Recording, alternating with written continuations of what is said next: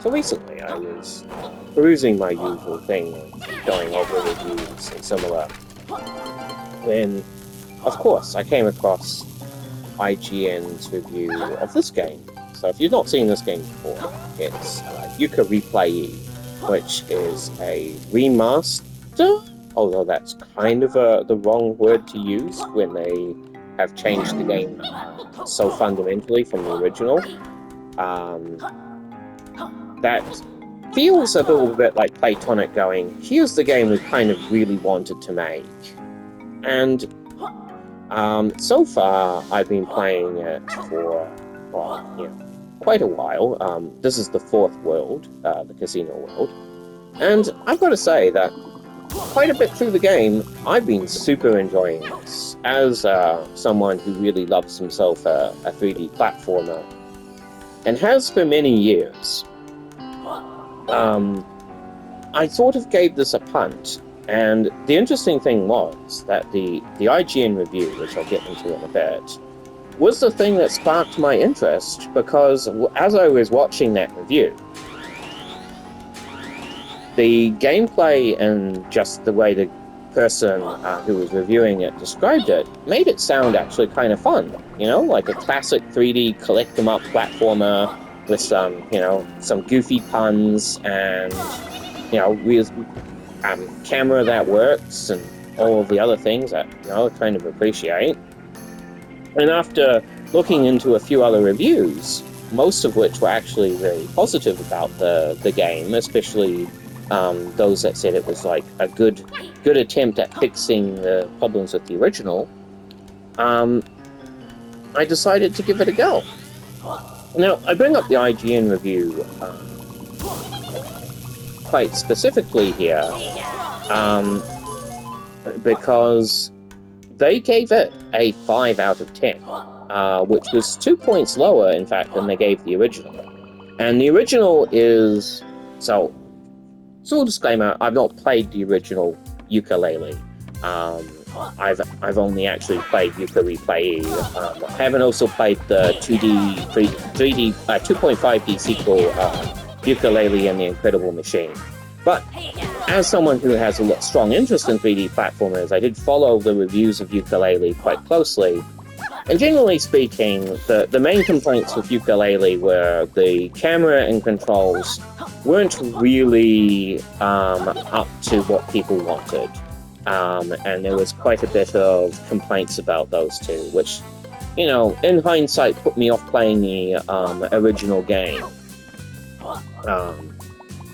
So, when this was announced, when I discovered this game, and seeing some of the praise for it and similar, I was like, well, I'll give a few reviews a go, and after seeing that quite a lot of them were positive, I was like, well, I guess I'm in the mood for a 3D platformer. Astrobot last year was incredibly good, and haven't really been able to play any new 3D platformers for a while. I'm trying to platinum a couple of beta ones right now, like Sly Cooper 3. So I thought, you know what, I'll just give this a go. And I found it to be utterly delightful. It sort of reminds me a little bit of a goofy British Mario Sunshine. Like if Mario Sunshine was very British in nature, had a lot of really bad puns, and kind of similar idea. You run around and you collect things.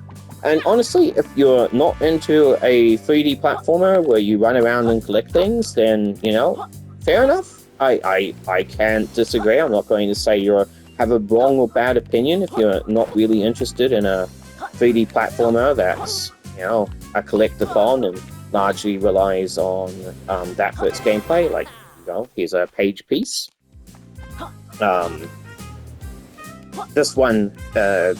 This level in particular, actually, the pages are replaced by needing to find casino tokens that you cash in for the pages. But it's the same principle. Right? You're not getting any particularly different gameplay out of this.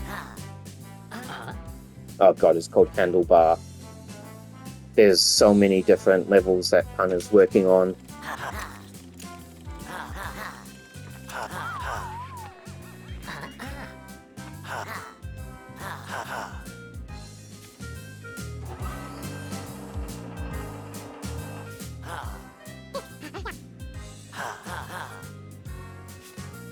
that was that's a good example of the kind of goofy, weird-ass humor of this game. But anyway, so reading the review from the IGN guy and that sort of thing, and actually play it for myself, I guess my conclusion here, while I'm talking about this, is I really think that this will be one of IGN's, when we talk about bad reviews, we're definitely going to be talking about their review of this game, in my opinion, alongside their atrocious review of, say, Alien Isolation. And it's not so much that I fundamentally disagree with the content of what the review is. It's more that I don't understand how a really quality, fun, well-done 3D platformer like this, in any way, shape, or form, deserves a 5 out of 10. Like, if they'd given it the standard IGN, it's a good game, give it a 5 out of 10, I'd understand that. I'd be like, that's what I expect from IGN. But the fact that they delved into the forbidden numbers for this game is a bit baffling to me, because a 5 out of 10 is not what I would expect from what I played of this game. For one, it controls absolutely beautifully. If you have read reports or the reviews of the original Yooka-Replaylee, and you were put off like I was by the frequent complaints about the controls not quite working or the camera issues, that is what they have comprehensively solved with Yooka-Replaylee. The camera hasn't given me any problems. If I failed something in the game, it is universally because it was my fault. I haven't found a single instance of the camera really stuffing me up, or the controls just not doing what I want. Everything controls beautifully. The levels are really creative and fun. A lot of the pages are they're not going to be the most revolutionary things you've ever seen in a platformer. You're not going to play them and think, oh my god, this is so innovative and clever, say Astrobot. But the fundamentals are so good that I could not possibly fail to recommend this to anyone who likes 3D platformers. If someone said to me, I love 3D platformers, I want to play a 3D platformer, but I played most of the classics and that sort of thing, I'd ask, well, did you skip Yooka-Replaylee? And if so, I highly recommend you check out Yooka-Replaylee. And I reckon there's a really good chance that anyone who really likes 3D platformers would play this game and come to the conclusion that, hey, this is actually pretty good. It's got lots of nicely hidden secrets around the place, like that. There's plenty to see and do. If you're wondering, I'm looking at the cards over there, and I'm looking for these little sparkles as I'm trying to find hidden coins and page pieces. I've not played this level before, so this is actually my first time playing it. I'm not scripted this or anything. But I guess the rambling that I'm trying to get across here is that this is a really fun game, and I just can't understand how you play this game and think, oh yeah, this game is bad enough that it deserves a 5 out of 10. And I'm not saying that reviewers are sacrosanct, there's a lot of different opinions, and a lot of, not everyone is going to enjoy every game they play, that's obvious, I'm not going to demand, someone has to agree with my worldview to write a review, but I feel like this game was very hard done. And when a major outlet like IGN or someone like that gives a bad review of a game, I think it can have a disproportionate outlook, because they're one of the biggest gaming websites. And I think that I was fortunate because I got a bit skeptical of the review, because the whole time he's complaining about things like, it's not innovative and that sort of stuff, which is an issue I had with one of SkillUp's reviews recently with Ghost of Yotei. And I couldn't help but find that just a little bit hollow as a complaint. If I want innovation, I don't necessarily need that for every single game I play to enjoy it. Otherwise, you know, I'm not going to enjoy a lot of games every year full stop. I don't want to do this yet. So I think the criticisms were weighted very harshly versus all of the things that this game gets right. As someone, again, as I put myself in the category as someone who loves 3D platformers. I thought Mario Odyssey was fantastic. I played Mario Sunshine, Sly Cooper, the Ratchet and Clank games. You know, like Banjo-Kazooie, which obviously, if you're not familiar with the origin of this particular game, it is the original Yooka-Replaylee was a spiritual successor of Banjo-Kazooie. So it just feels like if I just looked at an IGN review and was like, oh yeah, this is kind of mediocre, they didn't really improve the original, I think I would have missed out on what I think is a really special experience that I'm really enjoying. And I largely I'm very thankful that I went and had a good look at a bunch of smaller YouTube channels that reviewed it, and many of whom were, you know, more specialized in platformers, and they were like, this is fantastic. You know, it's a massive improvement over the original. And it's worthwhile noting that quite a few of them had what I feel were very similar complaints to the IGN review. So most of them kind of think that the tonic system's a little pointless. It's where you can equip things that modify the game in some way. They didn't necessarily vibe with some of the changes. Like there's a bit of a split between people who like all of the moves being unlocked from the start, which you can put me into that category. I actually like that. Versus the people who thought it would be better to have progression, partly because then you have to interact with some of the very hilarious NPCs like Trouser Snake a bit more, as they have quite a bit of dialogue actually if you talk to them repeatedly, which, you know, the game doesn't really make you do. Oh dear. But I think the weighting of those criticisms was generally much more fair in those sort of smaller reviews, where they basically, you know, the things that this game gets right are the fundamentals that the original Yooka-Laylee kind of didn't. Like, the camera in that game wasn't great, the controls weren't particularly tight, and some of the game's difficulty wasn't because of, you know, anything that was actually to do with difficulty, but because, you know, things just didn't quite work the way they should.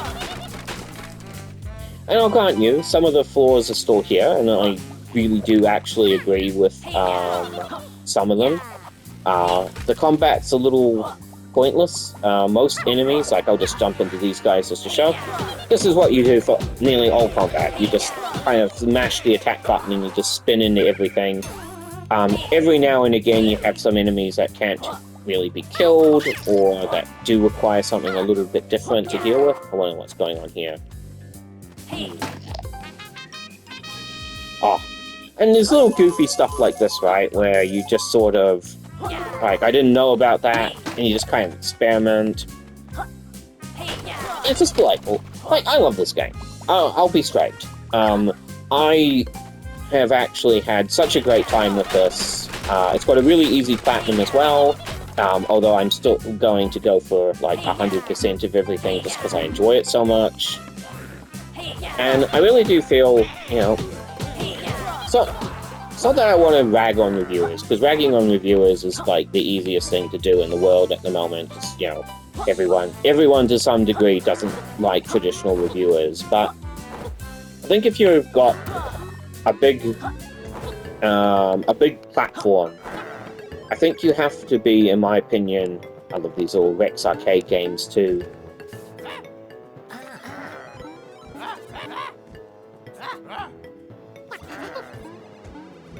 Wow, that's a bit on the nose there lately.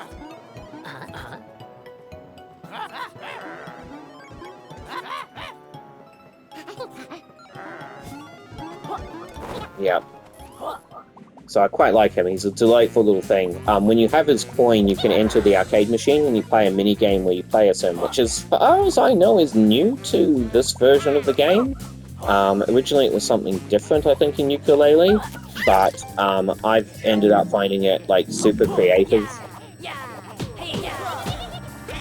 But anyway, returning to my point, now that I'm no longer distracted, and to not ramble on for too long like an old man yelling at clouds, which everyone loves. My main point is, you've got a big platform like IGN. I think any reviewer needs to be... I think they need to be a lot more responsible with the things that they do, and especially if they're going to give a score, because, you know, obviously IGN's 5 out of 10 heavily impacts this game's Metacritic score, and that sort of thing. And you know, I know a lot of people make fun of IGN, but there's still a lot of people who follow IGN who just kind of accept whatever their scores are, or, you know, do put a lot of weight into their scores. And so when they get it wrong, they really, you know, I'd hate to think that they've impacted Playtonic that much. I think the game's mostly got a lot of praise, as far as I can tell, from elsewhere, which is good, but I do worry that, you know, it does affect things, as you know. Review scores have implications beyond just, you know, one site giving a bad review. You get under certain Metacritic ratings, you know, bonuses can be affected, as we know from Obsidian, and I just think if you're gonna have a review of a game and you're going to write something, if you're going to, like, basically crap on something and give it a really bad score, I really do think that you should be using your really thinking about what you're saying on your platform, and really considering, is this really a 5 out of 10 game? Because that's what it ultimately boils down to. And my personal opinion, obviously I'm not a big fancy reviewer, but my personal opinion is that this is a terrific game that has given me endless delight so far.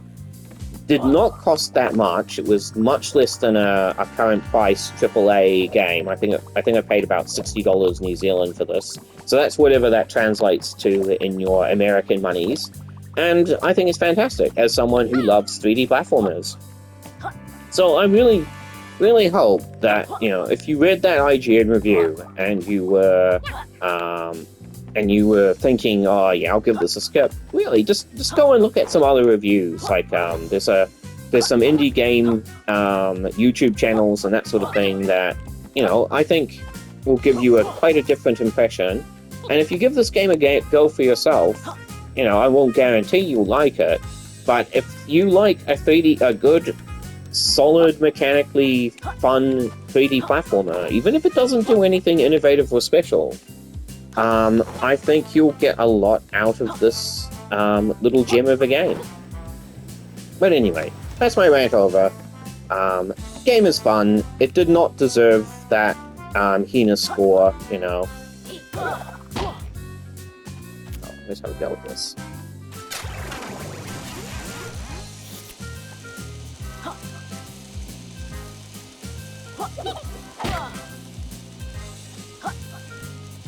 I see what I meant to do.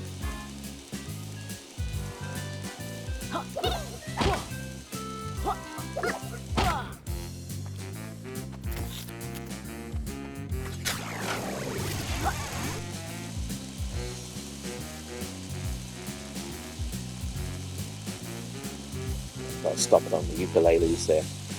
But anyway, give it a go. It's good fun.